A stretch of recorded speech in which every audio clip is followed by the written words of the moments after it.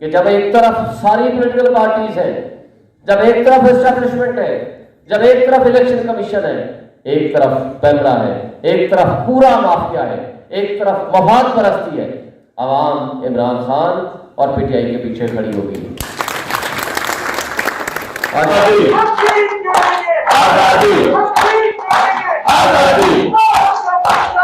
یہ وہ defining moment ہے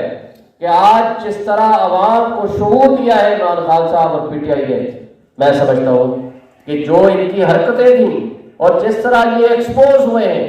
آج وہ نہ 70s کا زمانہ ہے، نہ 60s کا زمانہ ہے، نہ 80s کا، نہ 90s کا زمانہ ہے، آج 2023 ہے۔ ہر شخص کے پاس وہ فیسلٹی اور وہ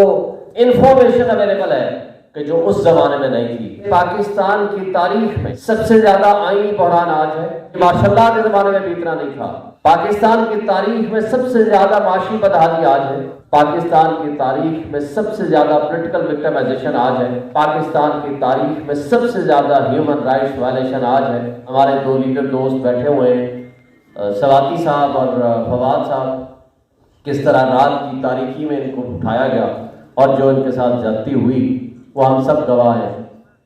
اگر ایک منشی کہنے پہ آپ نے اگر غداری اور بغاوت کے مقدمے کرنے ہیں،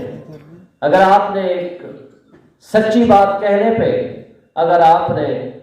70 سے زائد مقدمات ایک ہی کاز پہ اعظم سواتی صاحب کے خلاف کرنے ہیں، اور اسی طرح آپ بھی احسان نیازی والا مقدمہ آپ دیکھیں گے پورے پاکستان میں، اور آج آپ دیکھیں گے اگر آپ ماضی کے جھروکوں میں جاؤ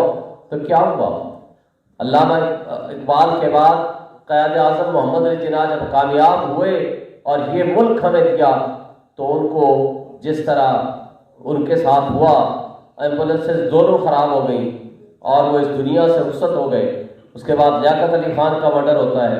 لیاقت علی خان کو گولی مارنے والے کو گولی مار دی جاتی ہے تاکہ ثبوت مٹا دیے جائیں، جو آج جے آئی ٹی کا حشر ہو رہا ہے۔ پھر اس کے بعد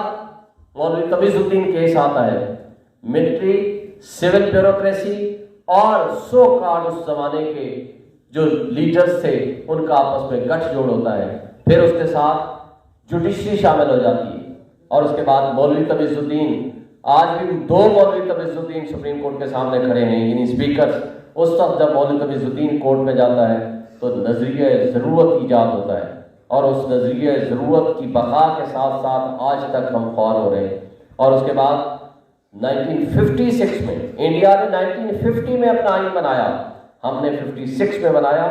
58 میں اس کو اپروویٹ کر دیا گیا اور ماشاء اللہ لگ گیا، اور 62 میں نیا کانسٹیٹیوشن آیا، وہ بھی صدارتی غلط قسم کا کانسٹیٹیوشن تھا، اور 65 کے الیکشن میں دھاندلی کر کے محترمہ فاطمہ جناح کو غدار ڈکلیئر کر کے اور ہم نے ان کو الیکشن ہرا دیا۔ اور اس کے بعد ان کی شہادت کی گئی، ان کو قتل کیا گیا، جو کہ سبسیکوئنٹلی وہ سب نے اس کو بتایا، اور شریف الدین پیرزادہ نے اپنے لاسٹ انٹرویو میں اس نے خود اس کی تفصیل بیان کی ہے۔ پھر کیا ہوتا ہے؟ پھر الیکشنز ہوتے ہیں، پھر اس کے بعد الیکشن سے بعد 1969 میں وہ جو 100 کارڈ کانسٹیٹیوشن تھا پھر وہ اپروگیٹ ہو جاتا ہے۔ پھر 70 کے الیکشن ہوتے ہیں، 168 کی سیٹوں والے شیخ مجیب الرحمان کو انکار کر دیا جاتا ہے کہ آپ کو اقتدار نہیں دیں گے، 86 والے کو دیں گے۔ خدا نہ خواستہ پھر کیا ہوا، وہ ایسٹ پاکستان آپ سے الگ ہو گیا۔ پھر 73 کا کانسٹیٹیوشن بنتا ہے، اس کو 4-5 سال نہیں گزرتے، 77 میں پھر مارشاء اللہ آ جاتا ہے، اور اس کے بعد پھر پرویز مشرف کا مارشاء اللہ آ جاتا ہے، اور وہ جو ہم نے 2007 میں تحریک چلائی تھی ہم کامیاب ہوئے تھے، لیکن میں سمجھتا ہوں اس سے زیادہ ڈیفیکلٹ پوزیشن آج ہے۔ اس وقت وہ ایکسپوز تھے،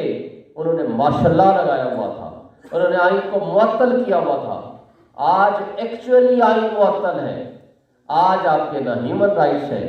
نہ آپ کے کوئی آئین پہ عمل درآمد ہو رہا ہے، اور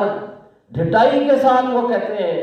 پی ٹی ایم کے لوگ اور الیکشن کمیشن، وہ کہتے ہیں کہ ہم نے آئین پہ عمل درآمد ہی نہیں کرنا، ہم نے الیکشن ہی نہیں کراتے، وہ انٹرنل سیٹ اپ کے ذریعے بیٹھیں گے۔ تو جو لفظ چوزن ریپرزنٹیٹیوز ہے، امور مملکت چوزن ریپرزنٹیٹیوز کے ذریعے چلانے ہیں، اس کے علاوہ ہر کام غیر آئینی ہوگا۔ میں سمجھتا ہوں کہ آج بھی سوچنے کا مقام ہے، آج عوام مطالبہ کر رہی ہے ان تمام لوگوں سے کہ آج بھی وقت ہے کہ آپ سمجھ جائیں تاکہ ملک کی بقا کی خاطر،